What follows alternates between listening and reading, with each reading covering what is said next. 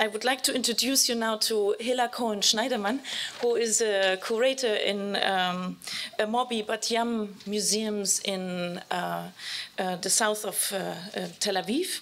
She works on site-specific projects based on artistic research and explores the relationship between artists and art and the public. Between 2016 and 2017, she was an artist in residency in the White City Center in Tel Aviv. This is also where we met. A work that led eventually to an exhibition in the Max Liebling House in Tel Aviv, an exhibition called Transferumbau, which was also shown here in the Bauhaus building just recently in October, November. Unfortunately, you cannot see it at the moment here, but it's wonderful that you are back, because your exhibition, the research is historically not only complex but also controversial, and I think it's important that we continue having a conversation on how to exhibit maybe in the future, and how to communicate that kind of research. So without further ado, please, I welcome you, Hila. Come.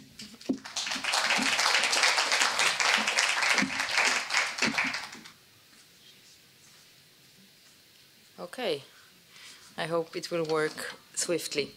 So the current name of the lecture is Inside, Outside, In, because I'm very interested in the relations between the museums and the institutions, what surrounds them, how the surrounding it goes inside, and so on. So as I said, I will speak on two sites. The first actually is the museum that I'm the chief curator of, MoBY Museums of Bat Yam. As you can see in this strange logo, it's actually 3 sites across Bat Yam, so the city is my context, and I will focus on the main building. It's called Bat Yam Museum of Art. And if you look closely, you will feel this Miami vibe in this image. And also there's like maybe a clue, a hint to the past history of this building. You see the bridge connecting to the water tower. We will soon go back to it.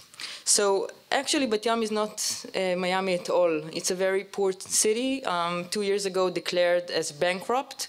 One of the main reasons for that is that it's 2.5 kilometers for the north to the south. Although it has a beautiful beach, the city as a whole, as you can see, is mainly residential. I mean, it doesn't have any economical engines of industry. The blue dot there is the museum. And although it seems very close to such a small city, the neighborhood that it's located in, called Ramat Yosef, and Ramat Yosef, Ramah in Hebrew is a plateau, so it's mainly a mountain. And there was a wonderful idea in the 50s and the 60s in Israel that you need to place museum on a mountain, so then you can go up to see the beautiful art, and eventually what happened is no one comes, and because it's too hard and disconnected from the urban life. So this is one of the challenges. I won't elaborate about it a lot, but just for your knowledge. So Bat Yam Museum of Art was opened on 1961 as part of the cultural complex of Ramat Yosef neighborhood. All the neighborhood was planned by the same architect called Yitzhak Perlstein. So it was a very unique idea. As you can see, the museum was planned as a pavilion, a brutalist pavilion, and it was connected to a water tower, an active water tower, and the rooms that you see is 4 floors of studios. Our collection also was stored in the 2nd floor. People in Israel back then didn't have a lot of understanding on restoration. So you can imagine the condition of the works. And to see a bit later postcards, sorry for the filth, it's really an archival document. So you see that, well, although it's close to the way it is right now, there's a massive change. The ground floor is open, it's transparent, so there is a deep connection between the surroundings and the museum. And when it got closed, 20 years ago, you see that the main thing except of, violating the architectural nature of the building, is closing it to the surrounding. And I think the museum pays a high price on this, closure. So, and one more interesting thing is that, it's peculiar that the current architects try to go back in time to a modern style. So they try to reverse the brutalist building and turn it into a modernist one. So my question is related on the connection between what is outdoors and how the museum can reflect on what's on it inside. So the connection between indoors and outdoors. The first exhibition that I curated called Plenty. Plenty is also a very spiritual term in Hebrew, but mainly in this exhibition what I tried to do is to take everyday objects and elevate them and turn them into art. And these objects is the things that people see in a poor city as Bat Yam most of the time. So I will just give through swift examples. One is about the work that you see inside, in the rear front. It's based on Keter plastic. Keter plastic, I don't know if you know, it's an Israeli invention. It's a cast of plastic. You can say it's postmodern piece of furniture. And it's very, very popular in Israel, especially for all kinds of memorials events. So when you see Keter plastic, usually that something sad has happened. And so you can see people really sit on them, and then you can stack them. So it's very convenient in such a small city, such a small country as Israel. And the artist Uriel Meiron, he took this Keter plastic and he reinvented it in many ways. And he turned it into a playful, method, like a spine of a dinosaur. But in the specific work that I showed in this exhibition, he emphasized only on happy occasions is usually what you say when sad things happen. You say to someone, okay, I'll meet you only on happy occasions. But again, this chair usually signifies the opposite. And when I look on it, I see not only the playfulness that you see inside, but also this kind of crumbling society. So for me, it's a symbol for this crumbling society. And another small example is a work by Dora Domini and Irit Chemo called Bezek House. So you can see this precast. It was very popular in Israel during the 60s and 70s. It was widely used in public buildings. As you can see, this is the Bezek house they refer to. And this precast is the exact measures. And this building was supposed to be demolished. Actually, it already is demolished. And no one did like this documentation on this building. So what they do, they took two of their students and put a ladder and just measured by themselves, the precast. And what they actually did in their work is some kind of conservation action. And when and you see the neighborhood around the museum, so you see a different kind of these precasts. But this is exactly part of the view of our urban landscape. Another small example is Malachi Sgan Cohen. He take all these leftovers, that has no aesthetic value, and through this composition and photography and creating this light setting, he revives them into, a modern painting from 100 years ago. This is practically Duchamp that is made, from chess and so on. You have the radiator over there. So it's another way to vivify objects. And the last from this exhibition is an installation by Tomer Dekel called The Rest Area. And this is actually a love story between fire extinguishers and trash bins. I don't know if you understand the metaphor. I will try to explain, because you see the hose, it's starting red, that's the fire extinguisher. It's supposed to be blue, but somehow in Israel it's always red and like warning you. But it's starting red, and then in the end it's creating a new trash bin, like in the left. And here you can see the both closets creating a new trash bin with their own body. So this is kind of a connection. And the reason he wanted to create this connection is between these elements and these elements, and is that in Israel usually you have the trash outside. So it's not ideal, but in many neighborhoods it's a sign for neglectance. And usually when people want to create riots, what they immediately do is they take this trash bin and they put light in it, fire in it. The trash bin is not, it's just melting, but all the garbage inside is totally flammable.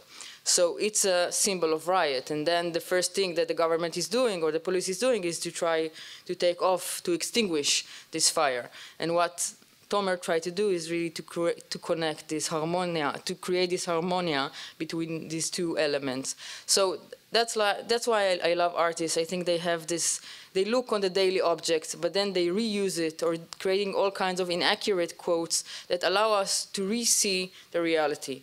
And for me, it's very important, because you can love this work or be just depressed by it, but I assure you that once you saw it and felt it with your body, when you go outside the museum and you see a trash can, you don't look on it in the same way. And for me, that's what art is all about, to change your perspective like a small virus.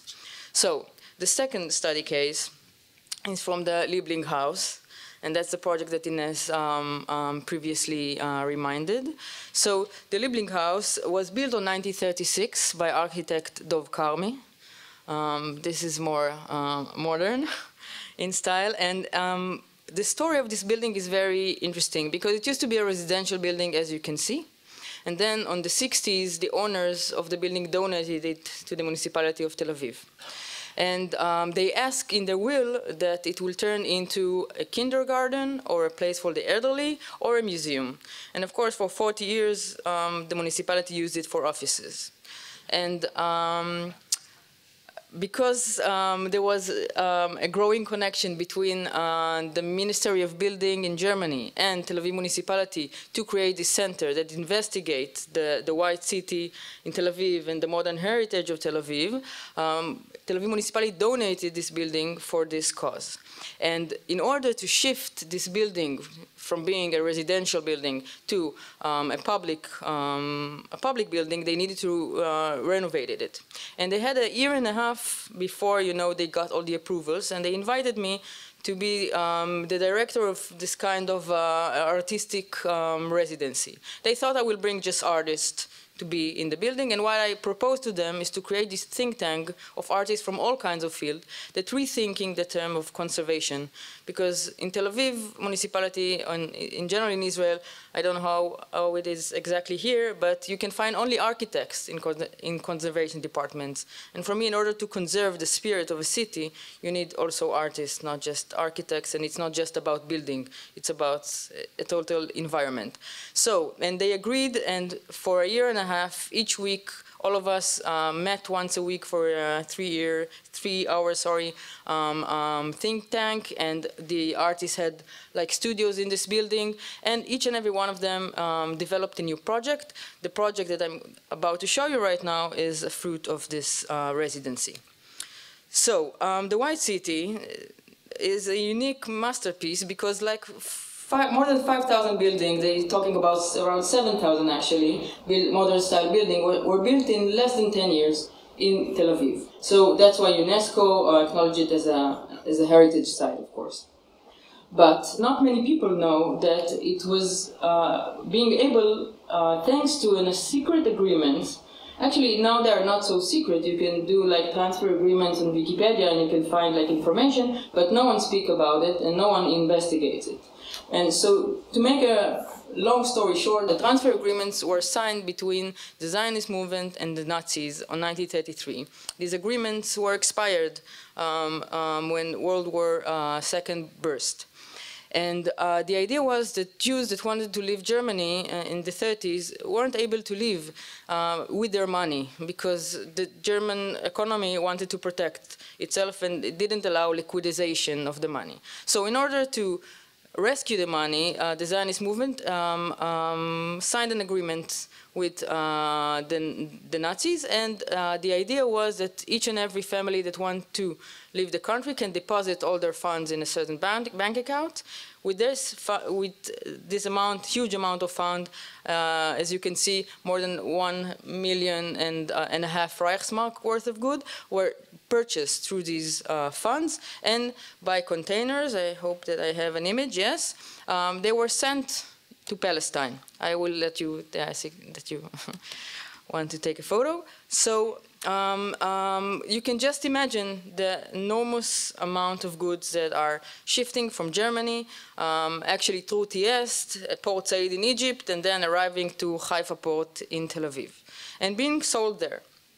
And 50,000 Jews arrived through these agreements. And although there was researches that were written on the political level of these agreements, no one really researched the materialistic influence of this enormous amount of goods that are arriving to the Mediterranean.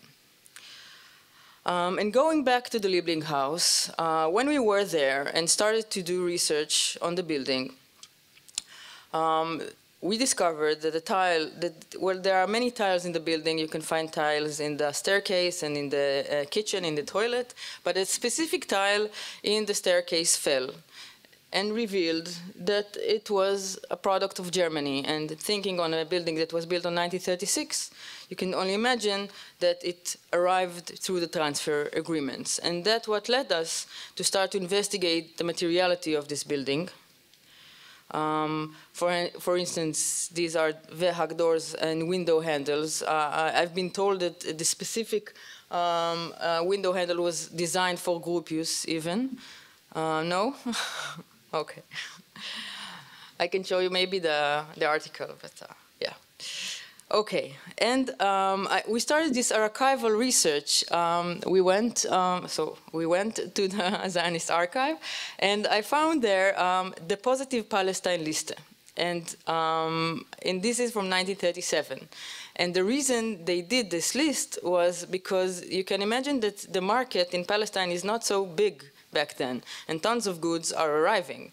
So what can you do in order to protect the local factories? And there was a lot of criticism towards these imports, and then this positive list had created to allow just specific goods to arrive to Palestine. But you know, there's a lot of goods a lot of money that needs to be turned to goods, and from goods back to money. So what would you do if you were the Zionist movement?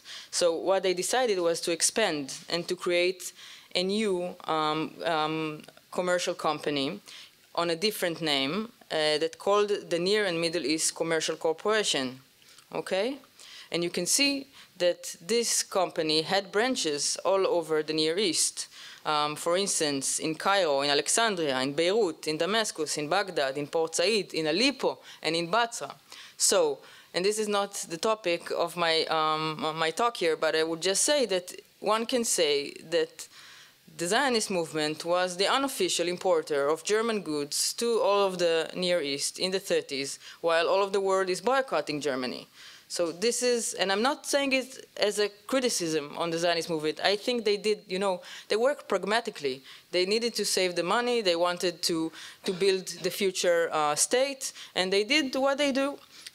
We don't know the real influence on the German market. How did it, if it really assist Hitler to, you know, make the economy here is more, you know, stable. But, you know, these are the facts, and the facts also is no one is speaking about it. So, yes. And another thing that was really interesting for us in the research was not only the commercial goods that arrived through these lifts, but also the personal commodity that arrived, because families left Germany and they sent their own, you know, furniture and things that they thought that will make them feel at home, you know, in the new land. So this is actually an amazing photo by amazing photographer called Frida Meyer, and she documented all the immigration process of her family. So this is from the 1933 when they left Berlin, and that's their lift. And you can see the worker here, he's not so happy about this photo. And this also became the cover of the research book that we created, because I must say, the exhibitions, both in Liebling that is still on and the one that was here in Dessau, it wasn't an archival or historical exhibition. It was an artistic exhibition. I'm an art curator. But at the same time, because we gathered so many information and we did a serious research in the past 3 years, so we gathered some of the things in a book. So that's the, yes, that's the cover it. So these are the artists that I worked with. We were a team. Actually, by accident, they wear the Bauhaus colors. It's here in Dessau in one of our research meetings. So it's Nir Shaulov, Ilit Azulai. Nir Shaulov is a theater maker. Ilit Azulai, she's a photographer and an artist. Lu Moria, she's a designer. And Jonathan Twitter is a conceptual artist. So it was all really a joint project. And I would want to say something about the exhibition themselves. This is maybe the lead of the exhibition in the Liebling House, because this postcard was taken in the ground floor in the apartment of the couple Meyer, and that was their living room. And you can see it's a postcard because also we have it like the real postcard. They used to send it, you know, to family abroad and to friends. And you can see it's not a natural photograph, it's directed. And it looks like it's a vitrine, because if I would ask you, where do you think this image was taken, you would never said Tel Aviv. You would probably say Berlin or something like that. So this is like a bubble of a certain culture that was imported from Germany to Israel, to Palestine. And you can see the strong lights. This is the main hint, you know, that this is in Tel Aviv and not in a different place. But when if you remember the modern building, the Liebling House, and you can imagine what Dov Karmi, the architect, would have said if we would saw this image with all this Biedermeier, you know, furniture and bourgeois style, he would, you know, die. And I think that the gap, it's super interesting gap between the outdoors, you know, the modernistic buildings, and what these people that weren't modern in their lifestyle, they weren't necessarily even Zionist, just brought in. And this clash of culture was extremely interesting for us. And I want also to say something about this specific sculpture, and this is also the way artists sometimes work with elements. Because this was the replica of Michelangelo Moses, and you can see that this image was being photographed in the same, you know, that's the same window, but here it was covered because the sun was too strong, so someone, you know, painted it during the years, and this sculpture by Michelangelo is showing Moses with these two horns, yes, and we try to understand where these horns came from. And in the Bible, there's a chapter when Moses came with the 10 Commandments from Mount Sinai. And the Bible says Moses did not know that the skin of his face shone. Okay, shone in Hebrew is keren. Keren could also mean horn. So it goes both ways. Keren is horn or shone. And when it was translated to Latin, they chose horn. And that's how Moses received these two horns. So Ilit Eluzai, the photographer who took this image, she called the work Kikaran or Panav, like the full sentence in Hebrew. But in English, the name of it is lost in translation. Because when you immigrate, you know, a lot of things are getting lost in these peculiar translations.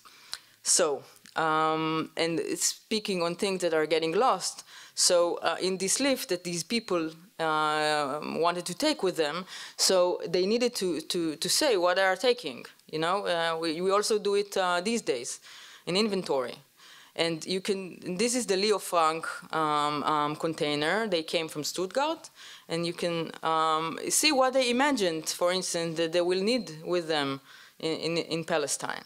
So we were extremely interested in these elements. And then, as a homage to this list, Lu Moria, the designer, created this installation in the Liebling House, you know, packing this all kinds of furniture, but it's also turning into this kind of landscape that you find usually in the seashore of Israel. It's like sand that became this kind of a rock. And in the backward, you see this tropical plant, and this also connects. Because when you look today on the Lieblinghaus, you find this enormous tree, a tropical tree. It's not local at all. And usually when modern building was planned in Israel, somehow the garden planning was totally tropical. And so it's obviously that they didn't try to connect, you know, to where they were. They tried to bring this kind of a far image. And this far image is maybe a villa in the jungle, you know, not really perceiving that they are now in the Levant.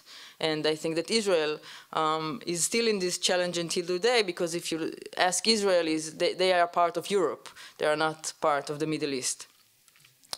And we also brought in to the exhibition space an agave americana. And that actually it blooms once in 10 years, and now it's crazily blooming. So it's a miracle, I don't know. And you probably ask yourself, where did we found this huge plant and what's the connection? So this is where we are connecting to the exhibition here in Dessau. Because these exhibitions were made in parallel, and we work site-specifically to each site. And this is the floor plan of the Lieblinghaus. This is the new elevator, so you just it's not origin, just the elevator over there. But all the rest, it's like the origin floor plan. And we wanted to ship the materials and, in many ways, the Lieblinghaus back to Germany, you know, where it came from.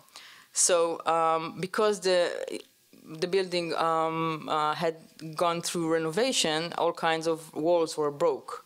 And we took, actually, these parts, and we decided to send it back to Dessau. And in order to do so, we need, of course, a container. And where would you place a container? I don't have, you know, a land. So we asked Tel Aviv municipality, and they told us there's a nursery in the north, the municipal nursery in the north of the city. You can place your container there. So we traveled around the container, and then we found these amazing tropical plants that arrived to the exhibition. Nothing is well, everything is coincidental, and nothing is coincidental, of course, in the same time.